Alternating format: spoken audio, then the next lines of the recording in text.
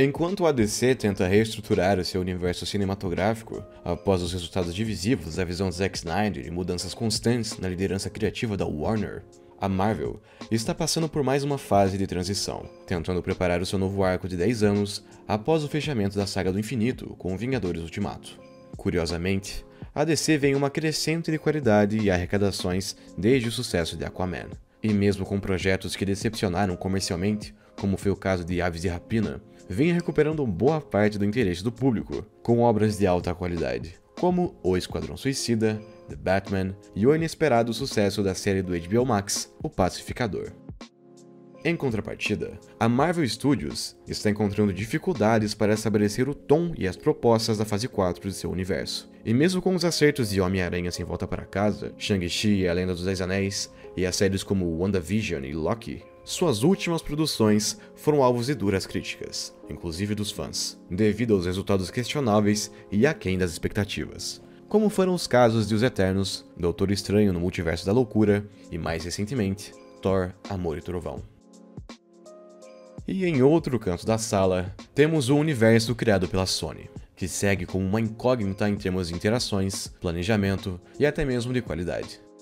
Com as condições do acordo da empresa com a Marvel em relação ao Homem-Aranha ainda sendo obscuras, até o momento, o que vemos é o personagem consolidando suas aparições e popularidade no MCU, enquanto do lado da Sony, temos produções live action focadas nos demais personagens e seus quadrinhos, sobretudo os vilões. Começando por Venom. Apesar de não ser um grande filme e ter sido alvo de represálias pela crítica especializada, ele conseguiu seu espaço com o público, tanto pela popularidade do vilão anti-herói, quanto pelo valor de entretenimento da obra e da atuação dedicada do ator Tom Hardy no papel principal. O mesmo já não pode ser dito da sua sequência, Venom, Tempo de Carnificina, que desperdiçou o potencial de seu antagonista e a atuação do ator Woody Harrelson, além de apelar para o humor sem timing, um roteiro convoluto e uma cena pós-créditos promissora, mas que ao final de Sem Volta para Casa se mostrou uma mera pista falsa.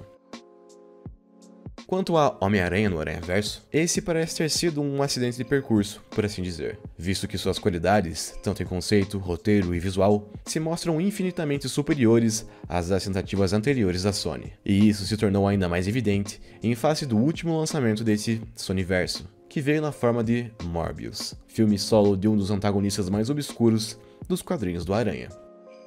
O filme se propôs a ser uma história de origem do personagem Michael Morbius, um médico cientista e PhD que fez um experimento com morcegos vampiros, na tentativa de desenvolver uma cura para sua rara condição sanguínea, que é a mesma compartilhada por seu irmão de consideração, Lucian, também chamado de Milo. Apesar de curado, Morbius se transforma em uma espécie de vampiro, mas sem as fraquezas típicas como a luz do sol, além de obter habilidades sobre-humanas, como superforça, ecolocalização, grande agilidade e uma capacidade de levitar e se comunicar com outros morcegos. Em contrapartida, Morbius desenvolve uma sede voraz por sangue humano, tendo que controlá-la através do sangue sintético que ele mesmo desenvolveu. Ao descobrir os resultados do experimento, Lucian implora para que Morbius repita o procedimento, mas esse se nega, temendo que seu irmão se transforme em um monstro, assim como ele. Porém, Lucian não se importa e secretamente injeta a cura em si mesmo, adquirindo as mesmas habilidades, mas não se importando em sacrificar vidas humanas para saciar a sua sede, com Morbius disposto a impedi-lo antes que ele faça mais vítimas.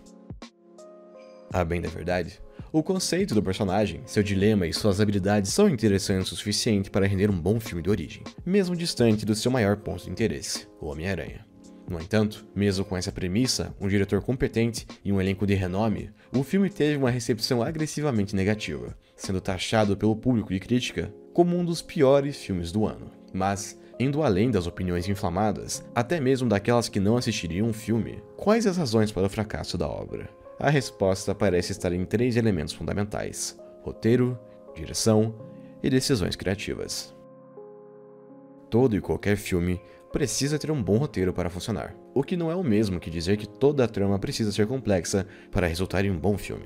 Em muitos casos, basta a história ter coesão e coerência suficientes para entregar uma experiência que, pelas intenções de seus realizadores, aposta mais no estilo do que na substância. Infelizmente, no caso de Morbius, o roteiro escrito pela dupla Matt Sazama e Burke Sharpless falha em ambos, visto que apesar de um início promissor e elementos de trama que poderiam ser bem desenvolvidos, como a relação de irmandade entre Michael e Lucian, tudo se perde em meio a diálogos mal escritos, passagens apressadas, personagens mal desenvolvidos e conceitos com potencial desperdiçado. Dentre os exemplos mais notáveis, temos a já mencionada relação do protagonista com Lucian, que poderia render momentos de grande carga dramática, visto que ambos lutam, à sua maneira, contra sua condição de saúde. Porém, o que vemos em tela é uma súbita mudança de personalidades, sobretudo de Lucian, vivido por Matt Smith, e que passa de um personagem reservado e afetuoso para um psicopata cruel e sanguinário.